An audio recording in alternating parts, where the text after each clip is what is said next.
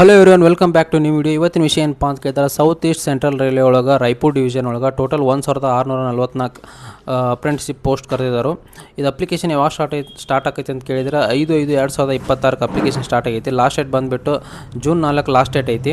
ಇದು ಅಪ್ಲಿಕೇಶನ್ ಹೆಂಗೆ ಹಾಕೊಂಡು ಆನ್ಲೈನ್ದಾಗ ಅಪ್ಲಿಕೇಶನ್ ಹಾಕಬೇಕು, ಕಂಪಲ್ಸರಿ ಆನ್ಲೈನ್ದಾಗ ಹಾಕಬೇಕು. ಇದನ್ನ ಆಫ್ಲೈನ್ದಾಗ ಯಾವುದೇ ರೀತಿ ಅಂತ ಆಪ್ಷನ್ ಅಪ್ಲಿಕೇಶನ್ ಹಾಕೋದು ಇಲ್ಲ.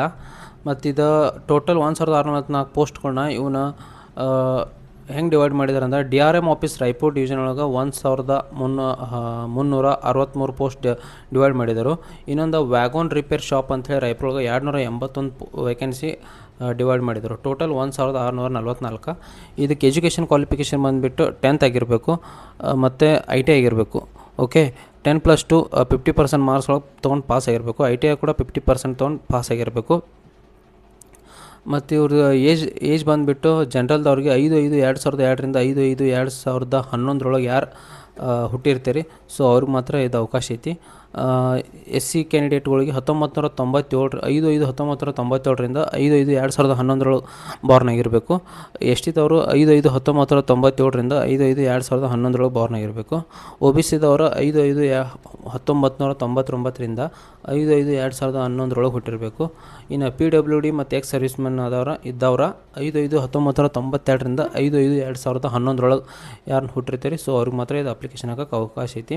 ಏಜ್ ರಿಲ್ಯಾಕ್ಸೇಷನ್ ಬಂದುಬಿಟ್ಟು SC STದವ್ರಿಗೆ 5 ವರ್ಷ, OBCದವ್ರಿಗೆ 3 ವರ್ಷ, ಎಕ್ಸ್ ಸರ್ವಿಸ್ಮೆನ್ದವ್ರಿಗೆ 10 ವರ್ಷ, PWD ಕ್ಯಾಂಡಿಡೇಟ್ಗಳಿಗೆ 10 ವರ್ಷ ಏಜ್ ರಿಲ್ಯಾಕ್ಸೇಷನ್ ಐತಿ.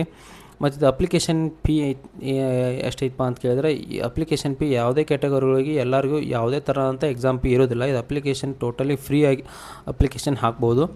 ಮೆರಿಟ್ ಲಿಸ್ಟ್ ಹೆಂಗೆ ಹಿಡಿತಾರಪ್ಪ ಅಂತ ಕೇಳಿದ್ರೆ, 50% ಮೇಲಾಗಿರಬೇಕು 10th ಮತ್ತು ITI. ಸೊ ಅವ್ರು ಮಾತ್ರ ಸೆಲೆಕ್ಷನ್ ಆಗೋಕ್ಕೆ ಚಾನ್ಸ್ ಐತೆ ಅಂತ ಹೇಳಿದರು. ಬಟ್ ಅದು ಹಂಗಾಗಂಗಿಲ್ಲ, ಅದಕ್ಕಿಂತ ಜಾಸ್ತಿನೇ ಬೇಕು.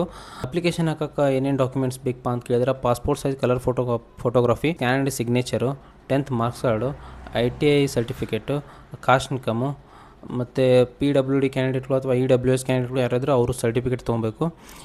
SC ST ಕಾಸ್ಟ್ ಇನ್ಕಮು ಮತ್ತು OBCದವ್ರಿಗೆ OBC ಕಾಸ್ಟ್ ಸರ್ಟಿಫಿಕೇಟ್ ಬೇಕು. ಇನ್ನು ಆಧಾರ್ ಸರ್ಟಿಫಿಕೇಟ್ ಬೇಕು.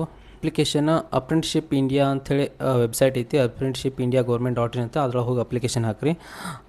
ಓಕೆ, ಇದೇ ಥರ 3 ಜಾಬ್ ರಿಲೇಟೆಡ್ ವೀಡಿಯೋಸ್ಗಾಗಿ ನಮ್ಮ ಪೇಜ್ನ ಫಾಲೋ ಮಾಡಿರಿ, ಹಂಗೆ ಲೈಕ್ ಮಾಡಿರಿ, ನಿಮ್ಮ ಫ್ರೆಂಡ್ಸ್ಗೆ ಈ ವಿಡಿಯೋ ಶೇರ್ ಮಾಡಿರಿ. Okay, thank you.